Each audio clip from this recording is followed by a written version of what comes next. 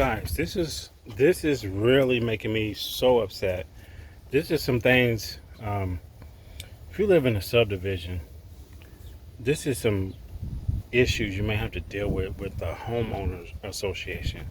Now they have people who drive around the neighborhood, and these people determine if your grass needs to be cut.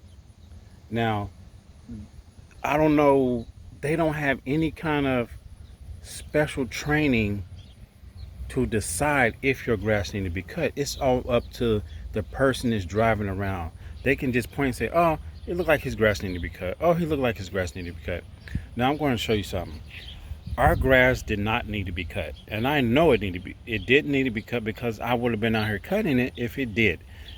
We are having a drought. The grass is dry, right?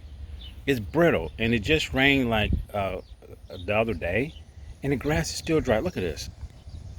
So the grass is barely green here. It's just now starting to come back green. See all this dry grass back here?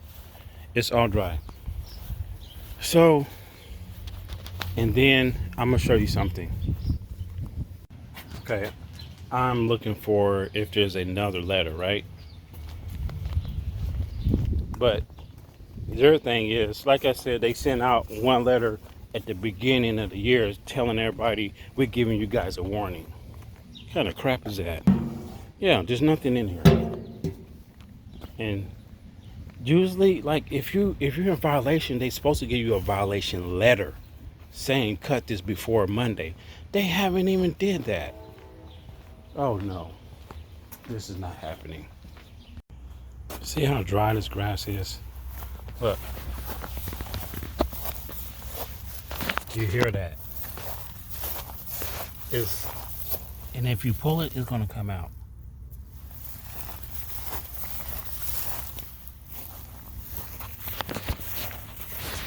Okay.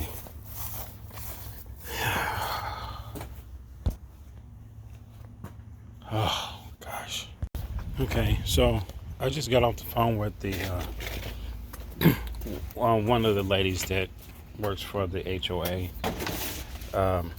I'm not sure if she directly works for the HOA in this area, but she gave me a number to another lady that gives out the violations, right?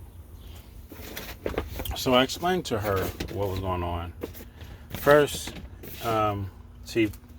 she pulled up my address and she said, "Oh, well, you had a violation, 2 violations this year." I said, "I've never had a violation.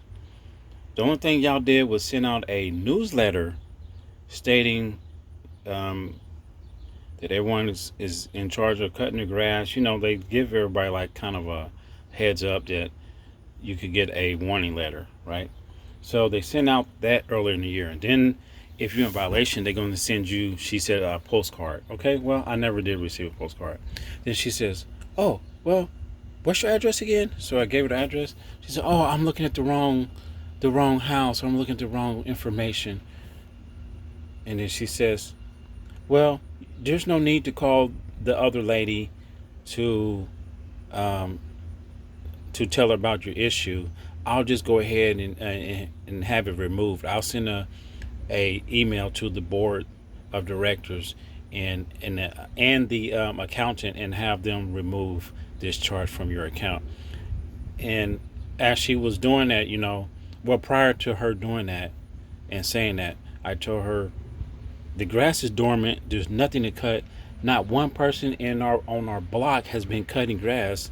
So how is it that this house, they send someone over to cut our grass when there's nothing to cut? And clearly he had to raise his the person that cut it, he had to raise his lawnmower blades all the way down, because that's the only way you're going to get. That's how you're going to even make it look like it's even been cut. The front don't even look like it's been cut, but I can tell he shaved off like a hump of dirt over there, which you already seen that.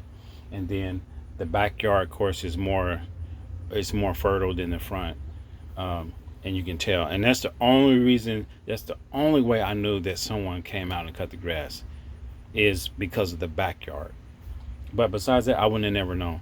And then they would have charged me for something that I wasn't in violation of. Now, If you look down, everybody has not cut their grass. The next block probably, I haven't heard lawnmowers going forever. I haven't heard not one lawnmower, anyone cutting grass, besides the property manager cutting the grass on the hills and whatnot. And even then, it doesn't even look like it's been cut. It's just tire tracks on top. But people have like, there's these look like little mini trees growing in their yards. So like everybody has that in their yard. And I just been taking a weed whacker, knocking mine down. I've been doing that. But I don't know. This really makes me upset. It really makes me think about like, why did we ever buy a home in a subdivision? So I don't know. When we decide to, if or when we decide to move, I am not looking for a house in a subdivision. I'm not doing that because I don't want to be told about what my property looks like, especially when I keep it in good condition. Like I shouldn't be told to, and no one should be told to, cut your grass. No, you can't have your trash can in front of your house. You can't have your trash can out in front of your garage door. No, you can't do that. No, you can't have that type of fence in the backyard. No, you can't have a fence in your front yard. No, you can't have a chain link fence. No, it can only be this kind of fence. No, you can't paint your house this color. Oh no, you can't have that type of mailbox post. It has to be a wooden one with a cone on the top. No, your mailbox has to be black like everybody else. No, your mailbox post has to be a brown tan color. It can't be black, it can't be other color. You have to paint it this color.